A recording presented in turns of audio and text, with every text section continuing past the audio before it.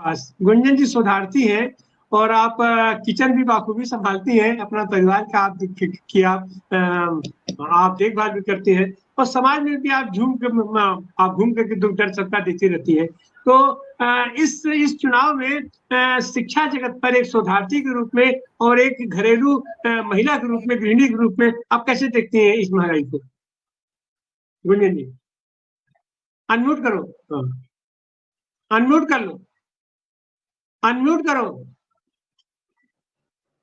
जी नमस्ते सब लोगों को मेरा, और बहुजन समाज की तरफ से मेरी अपनी बात रखने के लिए मौका मिला, इसका बहुत बहुत धन्यवाद। आपने जो बात कही कि शिक्षा पे क्या असर पड़ेगा, शिक्षा की तो हालत बद से बदतर हो चुकी है, वो हम सब लोग समझ रहे हैं। और हम इससे पहले इन सारी चीजों पे बहुत गहराई से बातचीत हो चुकी है। और आपने ये कहा कि मैं घर देखती हूँ, गृहिणी हूँ, तो मैं आपको बताऊं कि एक बार अगर बीमार पड़ जाए हम, अभी मेरे फादर इन लॉ जो है कि हॉस्पिटल में एडमिट हो गए थे, 2 महीना हो गया, और उनके एडमिट होने के बाद से आज तक हम लोग संभल नहीं पाए, और अभी भी 2-3 महीना अभी लगेगा संभलने में।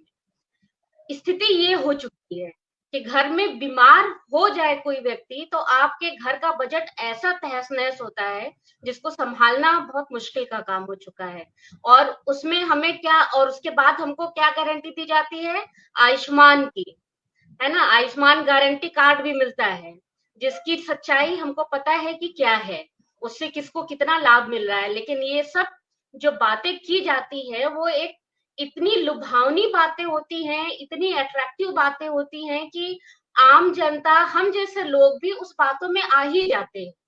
अब आप सोचिए ना कि बेरोजगारी के नाम पे जो इससे पहले प्रोपेगेंडा फैलाया गया है, स्किल इंडिया, है ना, shine India, make make make in India type का, ये सब जो प्रोपेगेंडा फैलाया गया था, मुझे लगता है कि सवाल ये भी होना चाहिए कि उसका रिजल्ट क्या रहा।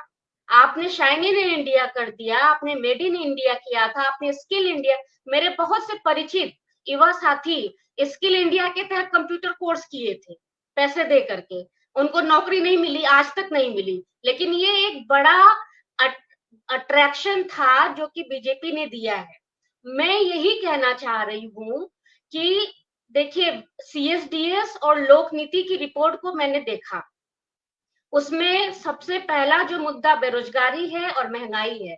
राम मंदिर का मुद्दा, हिंदुत्व का मुद्दा, बाकी सारे मुद्दे सबसे नीचे थे, ठीक है। लेकिन हमको ऐसा लगता है कि नहीं, बेरोजगारी मुद्दा है और बीजेपी इस पे जाएगी। लेकिन हमको इस पॉइंट पे भी बात करना चाहिए कि क्या बीजेपी को नहीं मालूम है कि बेरोजगारी एक मुद्दा है? बीजेपी को बहुत अच्छे से पता है कि बेरोजगारी, महंगाई एक मुद्दा है जिसको लेकर के उसको घेरा जा रहा है और घेरा जाएगा। इसलिए वो इस पे होमवर्क करते हैं, और इस पे होमवर्क वो ये नहीं करते हैं कि बेरोजगारी कैसे हटाया जाए, महंगाई कैसे कम किया जाए, क्योंकि भाई ये अमीरों की सरकार है तो गरीबों के लिए तो काम नहीं करेगी, ये उम्मीद हम तो नहीं करेंगे। तो वो अपना काम कैसे करते हैं? उनका आईटी सेल एक्टिव हो चुका है। आईटी सेल उन लोगों से क्या रिक्वेस्ट कर रहा है? जो मेरे पास एक मैसेज आया है, उस मैसेज को मैं डिस्प्ले नहीं कर पाऊंगी यहाँ पे, टेक्निकल काम है।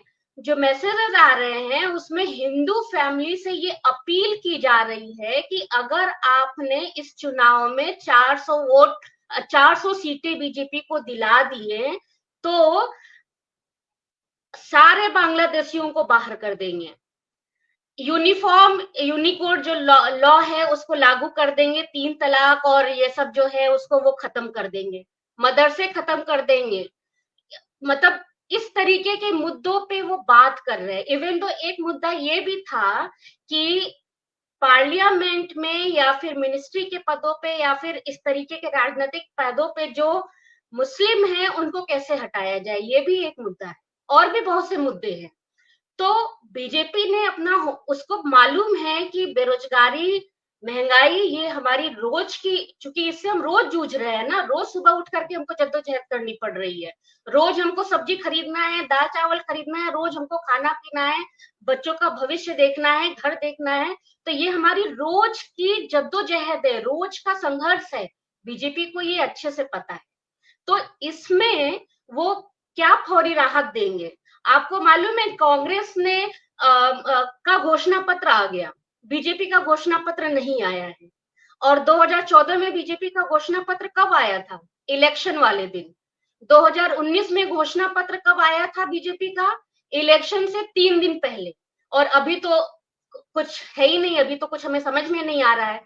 लेकिन एक काम वो जो लगातार कर रहे हैं, आपको पता होगा कि 17 सितंबर 2023 को पीएम मोदी ने एक योजना लागू की थी, है ना, पीएम विश्वकर्मा योजना, जिसके तहत उन्होंने कहा था कि जो स्किल लोग हैं, जो कामगार तबके के लोग हैं, उनको हम कुछ रोजगार देंगे, उनके लिए कुछ गारंटी करेंगे। और उसमें नियम ये है कि आप ट्रेनिंग करेंगे तो ट्रेनिंग के दौरान आपको 15,000 रुपए मिलेंगे। उसके बाद आप जो कुछ भी बिजनेस करेंगे उसके लिए आपको 1 लाख रुपए मिलेंगे। ये फॉर्म अभी भरा जा रहा है, अभी ये उनके लोग चारों तरफ जाकर के ये फॉर्म भर रहे हैं और लोगों से ये कह रहे हैं कि जैसे ही आचार संहिता खत्म होगी वो इसको लागू कर देंगे और आपके अकाउंट में पैसे आ जाएंगे। बहुत से लोगों ने हमारे अगल बगल फॉर्म को भरा है। आप याद करिए कि 2019 में भी चुनाव से ठीक पहले लोगों के घरों में तेल, 1 लीटर तेल, कुछ राशन, कुछ चीजें पहुंचाई जा रही थी। हम लोगों को लग रहा था अरे इससे क्या होगा, बहुत महंगाई है, बहुत बेरोजगारी है, इससे क्या प्रभाव पड़ेगा। देखिए प्रभाव तो पड़ा। और ये भी जो काम ये शुरू कर रहे हैं, अभी कांग्रेस ने कहा है कि हम 1 लाख रुपए देंगे और बीजेपी ने 1 लाख रुपए के लिए फॉर्म भरवा दिया है, लोगों के अकाउंट नंबर ले लिए हैं, लोगों को उम्मीदें दे दी है उसने। तो बीजेपी का जो धूर्तता है, उसकी जो चालाकियां है, इकोनॉमिक डिस्ट्रेस करने का जो तरीका है, वो सीखना पड़ेगा। वो नहीं पता है लोगों को, जिसकी वजह से महंगाई, बेरोजगारी मेन मुद्दा होते हुए भी अपील नहीं कर पा रहे हैं। एसडीएस की रिपोर्ट हमें बहुत आशा दे रही है, लेकिन पिछले जो कुछ चीजें हुए हैं उसके आधार पे ये आशा कितना मतलब खरी उतरती है, हमको देखना होगा। जी गुंजन, हम थोड़ा सा ये जागृति राय का वर्जन ले लें। ये तो मुद्दों से ध्यान भटकाने के तो लोग चैंपियन हैं। तो ऐसी हालत में इनके मुद्दों का ध्यान भटकाने का क्या असर पड़ेगा चुनाव पर? ये वास्तविक मुद्दा जनता को कितना प्रभावित कर पाएंगे? जागृति। मैं सभी पूर्व वक्ताओं से सहमत होते हुए कि जो महंगाई का राक्षस है या सुरसा है, वो महंगाई डायन सब खा ही रही है और बच्चों की थाली से दूध और फल गायब हुआ है और माँ कुपोषित हो रही है। जिस देश में 45% महिलाएं एनीमिक हो और बच्चे कुपोषित हो, वहां पे दूध, फल, अनाज, इन राष्ट्र की महंगाई का मकसद मतलब ये होता है कि कुपोषण का और ज्यादा बढ़ना, लोगों के अंदर भुखमरी की स्थिति आना। और अध्ययन ये बता रहे हैं कि जिस वक्त बंगाल का अकाल आजादी के पहले पड़ा था, जिसमें लाखों लोग मर गए थे, उस समय जो कंजम्पशन था, इस वक्त हम उस स्टैंडर्ड पे पहुंच गए हैं। तो लगभग इस देश में तमाम इनविजिबल चीजें जो है वो उसमें ये भी है कि हम भुखमरी के हालात में लोगों को पहुंचाने के लिए महंगाई पहुंच रही है।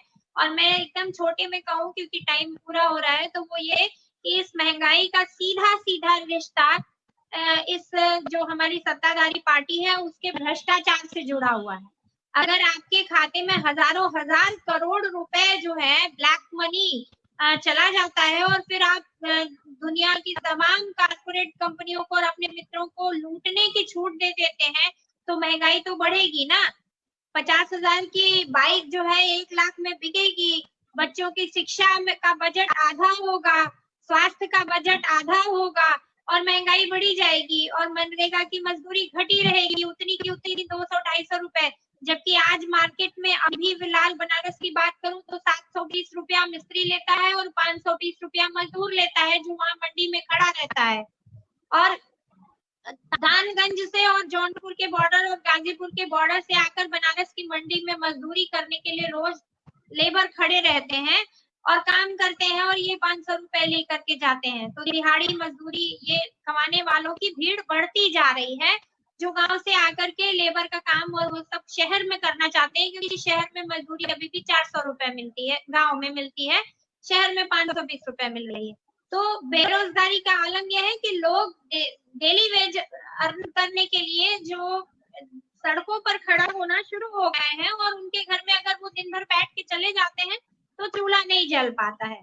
तो ये स्थिति में देश को पहुंचाने के लिए बीजेपी के 10 साल जो है काफी रहे हैं, जब लोगों को गरीबी, मनमोहन सिंह जी की सरकार में गरीबी रेखा से बड़ी संख्या में मात्रा में लोगों को ऊपर उठाया गया था कुछ योजनाओं के जरिए, वो फिर से वापस उस स्थिति में पहुंच गए हैं। और सस्ती तो केवल इस देश में आम आदमी की जान है, बाकी तो सब महंगा हो चुका है। आप कहीं पे भी कुछ भी लेने जाइएगा तो आपको अब डबल चुकाना पड़ रहा है, और इसके लिए होता यह है कि जब कमाई नहीं बढ़ी है तो आप कटौतियां करना शुरू करते हैं, और उस कटौतियों से जो है आप